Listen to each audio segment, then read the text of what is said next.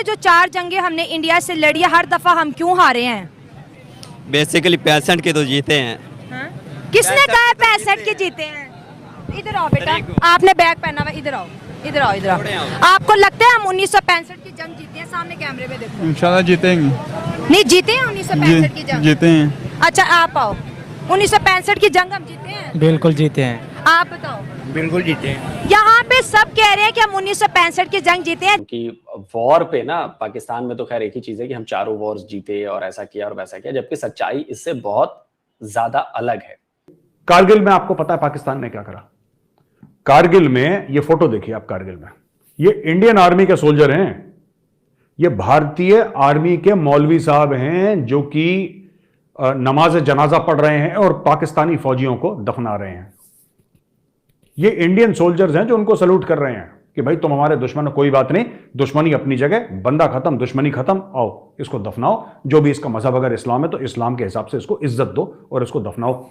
आज की तारीख में भी दोस्तों, आज की तारीख में भी कई 100 पाकिस्तानी फौजी कारगिल की चोटियों में दबे हुए हैं, आज की तारीख में भी। कारगिल की जो है वो एक तरह से इंडिया में तो सेलिब्रेशन की जा रही है उसकी जीत की, और कारगिल निवास या इस तरह से कुछ नाम है। हमने ब्लंडर किया था, हम अब मानते हैं इस बात को। लेकिन अभी तक जो 4 जंगें हैं वो तो हमने पहले पहल की ना, तो फिर उसने कैसे दुश्मनी की? इंडिया ने तो कभी पाकिस्तान पे हमला नहीं किया। किताबें हैं, हमारे जर्नैलों की किताबें हैं, जर्नैलों के इंटरव्यूज हैं, वो कहते हैं 4 जंगें लड़ी, चारों दफा हमने शुरुआत की। देखिए साहब, ऑपरेशन तलवार करा इंडियन नेवी ने, राइट? ऑपरेशन सफेद सागर करा इंडियन एयरफोर्स ने, और इंडियन आर्मी ने करा ऑपरेशन विजय, और पाकिस्तान को ठोक दिया और तिरंगा लहराया कारगिल की ऊंचाइयों में। दोस्तों, इसके बाद पाकिस्तान ने कुछ सीखा या वही गलतियां हम फिर दोहरा रहे हैं?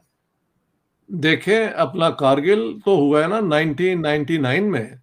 हाँ जी जी। तो उसके बाद पठानकोट जो है वो 2014 में हुआ है मेरे ख्याल से जी। और फिर ये यूरी और पुलवामा और ये सारी चीजें, तो पाकिस्तान ने बिल्कुल, मुझे नहीं लगता कि कुछ सीखा है। ऐसी कौन सी मुसीबत आ पड़ी थी मुशर्रफ के जमाने में और जिस टाइम वजीर आजम नवाज शरीफ थे कि इन्होंने कारगिल की पहाड़ियों पर जो है हमला कर दिया और उसके बाद फिर जंग भी इख्तिताम पजीर नहीं की और विड्रॉ कर गए? क्या कहेंगे आप इस स्याह तारीख पर जो पाकिस्तान में लिखी गई? बात ये पाकिस्तान का हमेशा से पैटर्न रहा है।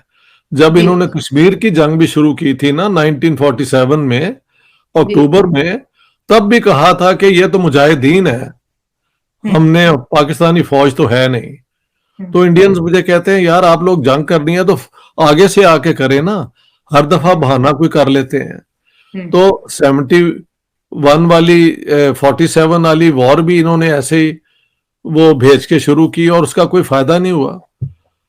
और कारगिल के ऊपर तो बेहूदगी थी ना बहुत बड़ी कि दोनों हुकूमतें, आपके दोनों के प्राइम मिनिस्टर पूरे हाई लेवल पे लाहौर में वो अग्रीमेंट कर रहे हैं कि we will solve all problems peacefully और कोऑपरेशन करेंगे।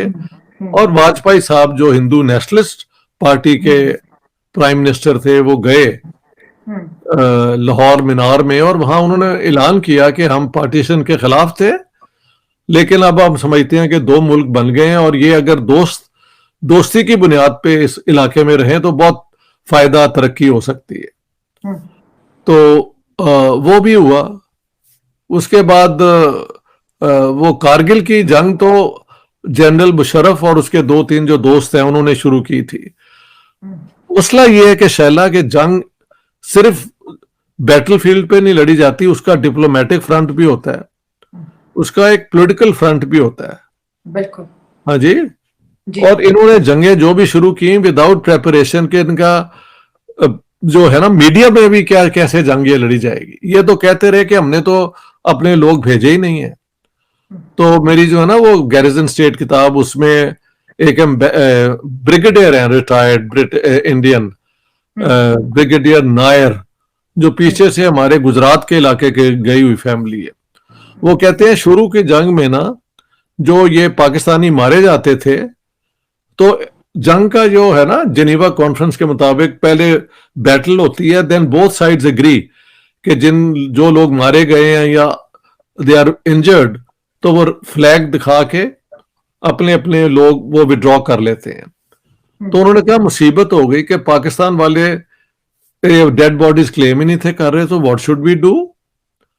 तो वो कहते हैं हमारी अपनी इंडियन फौज में कई यूनिट मुसलमान यूनिट है जहां पे मौलवी भी ऑफिशियली काम करते हैं। तो फिर उन मौलवियों को बुला के नमाज जनाजा उनके पढ़ाया गया और उनको दफन किया गया। बाद में जब इन्होंने मानना शुरू कर दिया तो फिर वही डेड बॉडीज को पाकिस्तान फ्लैग में करके तो दिए गए। जाहिर है जो सोल्जर और ऑफिसर लड़ता है वो तो अपने मुल्क के लिए लड़ता है ना, लेकिन ये हुक्म जो है वो किसने दिया? वो जनरल मुशर्रफ और उसके वो जो थे 2-3 जनरल अजीज और 1-2 और नाम मुझे अब भूल रहे हैं, but Musharraf in the male field.